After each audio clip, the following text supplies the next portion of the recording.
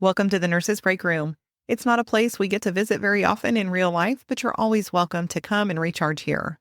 And while you're at it, head to selfcareisn'tselfish.com and grab your free copy of my book, Self-Care Isn't Selfish, The Compassionate Nurse's Step-by-Step Guide to Personalized Stress Relief. It's packed with simple, effective strategies to help you prioritize your needs without guilt so you can feel energized, focused, and ready to take on the day. Grab yours at selfcareisn'tselfish.com. Hello, and welcome back to another episode of the Nurses Breakroom with Jenny Lytle, RN.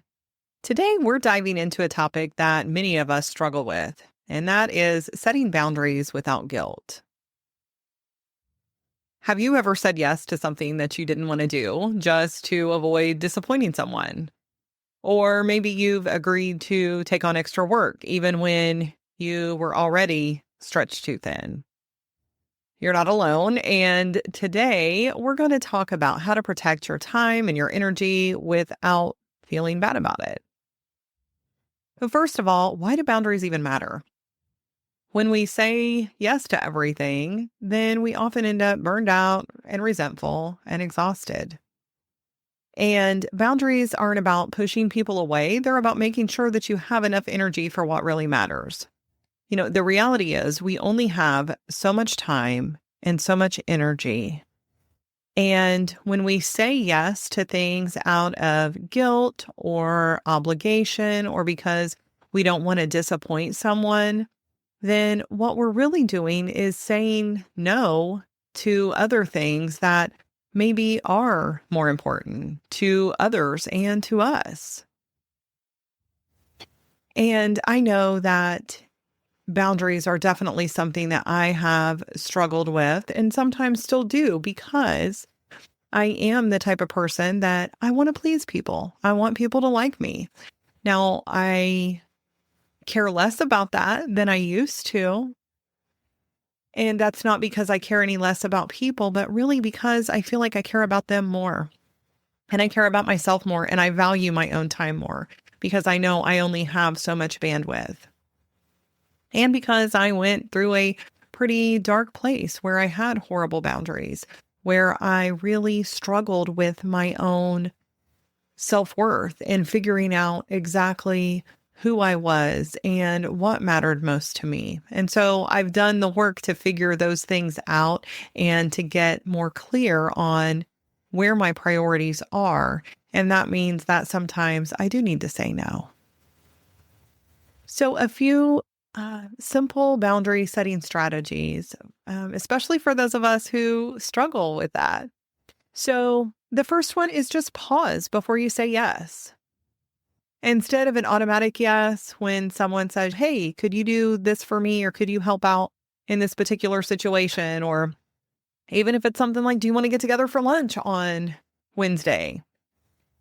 Before you automatically say yes, either because it's something that you feel like you should say, or out of guilt or a sense of obligation, or even if it's something that you just think, oh my gosh, yes, of course I want to do that. That sounds fun. I'd love to catch up with you. Pause and try something like, let me check my schedule and get back to you. For me personally, I am somebody that wants to do everything. I'd like to be able to help everybody, but I want to do all these fun things too and have these new experiences.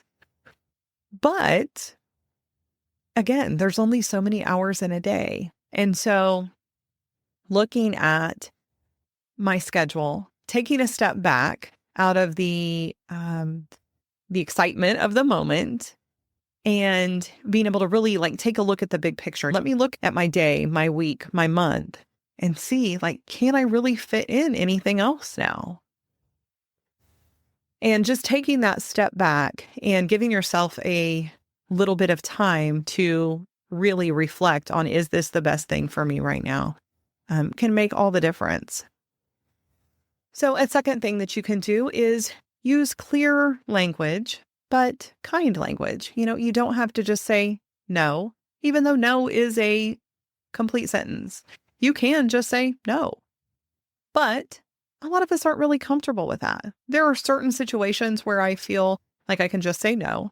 And there are other ones where it's not that I owe an explanation, but I know if the situation were reversed, especially if it's something that someone really needs some help or really is looking forward to this time, I do like to offer a bit more than that. So instead of just saying no or I can't, maybe you could say something like, I'd love to, but I don't have the capacity right now. And that's something that's hard to argue with. When someone is upfront and honest about where they are mentally, spiritually, physically, emotionally, whatever that may be, just, I can't do that. And if somebody is trying to challenge that when you're setting those type of boundaries, then that's kind of another issue with them. And a third thing is check in with yourself. Paying attention to the things that leave you drained, those people that you kind of feel exhausted around, those are likely areas where you need stronger boundaries. And I know that that can be an additional challenge when there are people that are close to us. But when we have better boundaries in place, then we're more able to enjoy the time that we do have with those people. We're able to enjoy the moments that we have and the events that we do say yes to because we're not exhausted and we're not rushing off to the next thing.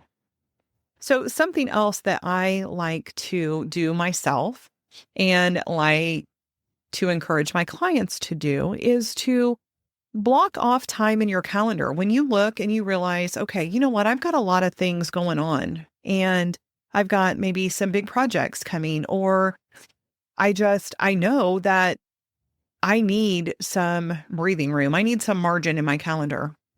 So I like to schedule time with myself and have those self-care or stress relieving activities scheduled in my calendar. And I try to keep those like I would an appointment with somebody else because I matter as much, if not more, than other people do. And I'm not saying that from a selfish standpoint. I'm saying that from I know what I am going through. I know what I need to do to take care of myself.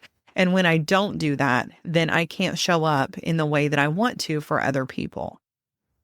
And so blocking that time off, and then that also gives you the ability to say, you know what, I would love to help out, but I'm already booked up. And you are booked up because those times with yourself, those times when you have that downtime matters. So your self-care shift for this week, think of an area, just one area where you feel overextended.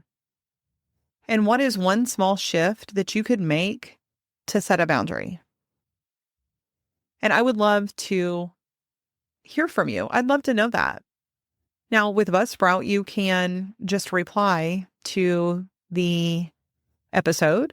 There's a button where you can just message. And, I'd love it if you'd do that and to hear your thoughts on where is something that you could make a little bit of a shift there. So if today's episode resonated with you, I'd love it if you'd share it with a friend who needs to hear this message. And don't forget, your time and energy are valuable. Protect them. And self-care isn't selfish. It's essential if we want to continue to care for others and live our best lives. And part of that is setting boundaries. I'll see you next time. Disclaimer. Although I am a registered nurse, the medical and health information contained in this podcast is provided for general information and educational purposes only and is not a substitute for professional advice. Therefore, before taking any actions based upon such information, I encourage you to consult with appropriate professionals. I do not provide any specific medical or health advice, and the use of or reliance on any information contained in this podcast is solely at your own risk.